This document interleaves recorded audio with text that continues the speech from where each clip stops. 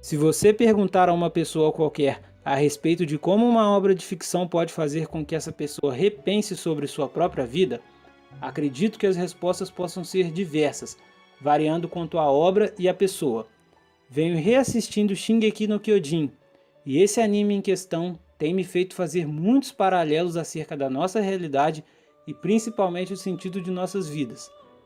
Nesse texto, gostaria de apresentar alguns desses paralelos, com base em conhecimentos gerais que venho adquirindo através do estudo da filosofia clássica. Para embasar esses argumentos, vou ter que recorrer a um conceito pré-estabelecido, por isso peço humildemente que, ao menos durante a leitura, você tome esse conceito como verdade para possibilitar a sua compreensão. O que é a realidade? Segundo Caibalion, a realidade nada mais é do que um teatro dentro da mente do todo. Basicamente, esse todo seria a mente primordial que deu origem a todas as coisas que existem no universo. Nós somos momentos dessa mente, como pensamentos. A partir daqui, nós já podemos traçar o primeiro paralelo. Assim como nós, as personagens de um anime também são momentos da mente de seu criador. Em Shingeki, um dos maiores dilemas que cercam as pessoas dentro daquele mundo está relacionado ao sentido da vida e à sua utilidade como ser humano em direção ao bem maior da humanidade. Este dilema está mais presente dentre os integrantes das tropas especiais, em especial entre os membros da tropa de exploração. Nós, pessoas normais, em geral não vivemos tão preocupados com os tais questionamentos quanto ao sentido de nossas vidas. Vez ou outra, diante a morte de algum ente querido, um desastre natural ou um atentado em massa, é bem comum as pessoas se fazerem este tipo de questionamento. Mas em geral, esses momentos não passam de episódios melancólicos, que em geral não encontramos uma resposta clara e ao fim do dia terminamos com uma bela dose de conformismo e voltamos a nos distrair com as trivialidades de nossas vidas.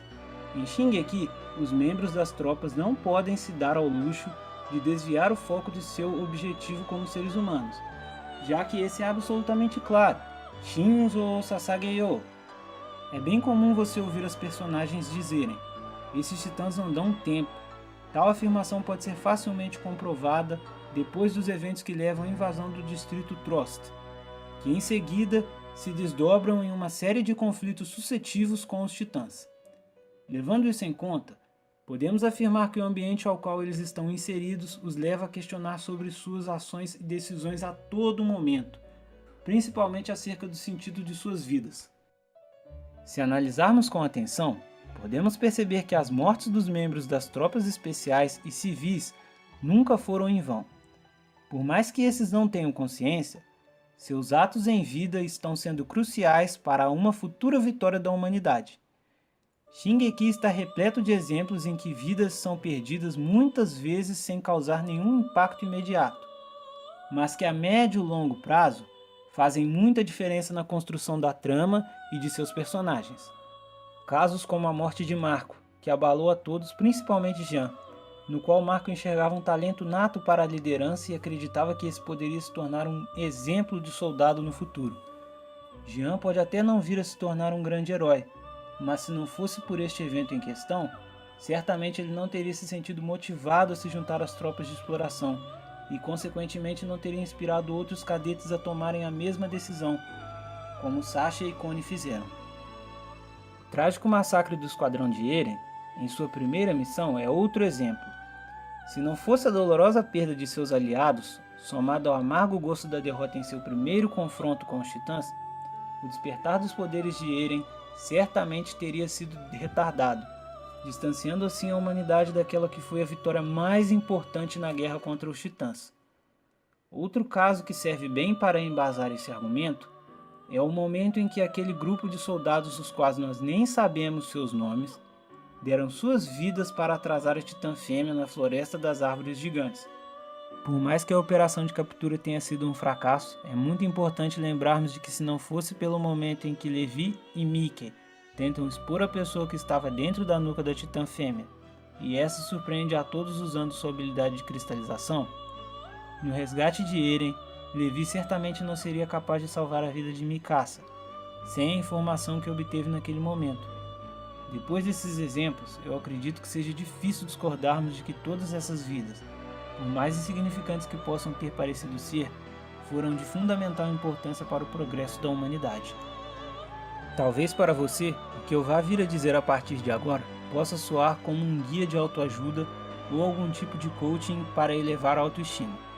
Peço-lhe encarecidamente que não limite a sua mente a esses tipos de pré-julgamentos. Tente analisar os argumentos que serão apresentados a seguir de forma mais profunda.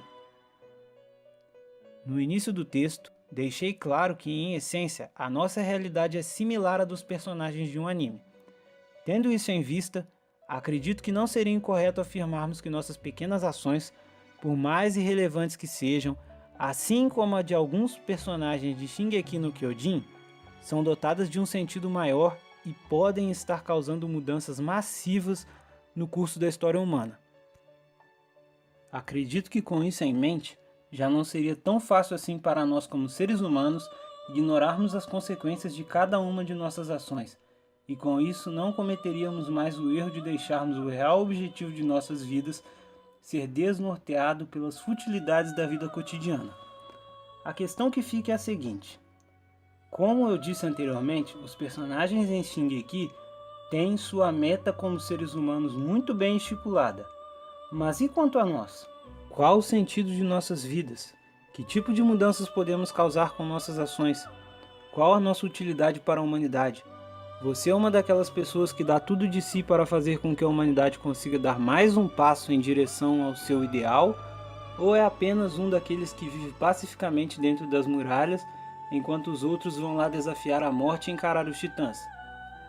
Para encontrarmos algumas respostas, podemos fazer a seguinte analogia. Em geral, os loucos que dão suas vidas na guerra contra os titãs são as pessoas que não perdem o foco no sentido de suas vidas, os que não abrem mão de seus valores e virtudes, independente da opinião dos outros ou do senso comum. Já os acovardados dentro das muralhas são como aquelas pessoas completamente inseguras, que tentam fazer o possível para desmerecer a honra daqueles que lutam, a fim de amenizarem a agonia incessante e inevitável proveniente da fuga de seus deveres como seres humanos, ou seja, caminhar em direção ao seu próprio sentido de vida. Como já mencionei anteriormente, em Shingeki todos contribuem com o avanço da humanidade, até mesmo os medrosos que em muitos casos acabam gerando repulsa nas pessoas que pensam de forma contrária, tornando esses assim mais determinados a seguir o caminho condizente à condição humana. A questão é, se você estivesse se vendo dentro daquela realidade, você gostaria de se ver como uma daquelas pessoas que vivem de forma apática a tudo e a todos e que não se importam com nada além de sua própria sobrevivência e conforto? Se sua resposta é não, é fundamental saber que aqueles que lutam com bravura e coragem de verdade, que oferecem seus corações em prol de uma causa maior, não estão fazendo isso meramente por honra ou glória, mas sim por um bem maior, pelo bem da humanidade. As pessoas dentro daquele contexto são levadas a tomar a decisão de se juntar às forças de resistência da humanidade por diversos motivos, dos mais banais aos mais elevados. Mas devemos admitir que no final das contas, todos acabam vislumbrando o mesmo objetivo: darem o seu melhor como seres humanos, vencer a guerra contra os titãs e recuperar a liberdade que os fora tomada. Espero que tenha ficado claro o porquê de esse não ser um texto sobre autoajuda, mas sim algo mais parecido com autoajuda. Com tudo isso, podemos concluir que tanto na realidade do anime quanto na nossa, assim como o nosso conceito de realidade, o sentido de vida em essência é basicamente o mesmo. Uma pessoa que está alinhada a valores e virtudes jamais daria as costas a uma guerra, não aceitaria de forma alguma ver seus irmãos de nação sofrerem e de forma alguma conseguiria levar uma vida indiferente a isso. Da mesma forma que no anime, os esforços de todos os que de alguma forma enfrentam os titãs se convergem no bem da humanidade, o mesmo vale para nós quando vivemos de acordo com o ideal humano. O que no final das contas é viver da forma como um ser humano deve viver, ser fiel a si mesmo, alinhado a valores, virtudes e sempre em busca da sabedoria. Agora que você já sabe que tem parte no destino da humanidade da sua realidade, cabe a você escolher: ficar dentro das muralhas ou ir enfrentar os titãs. O que vai ser?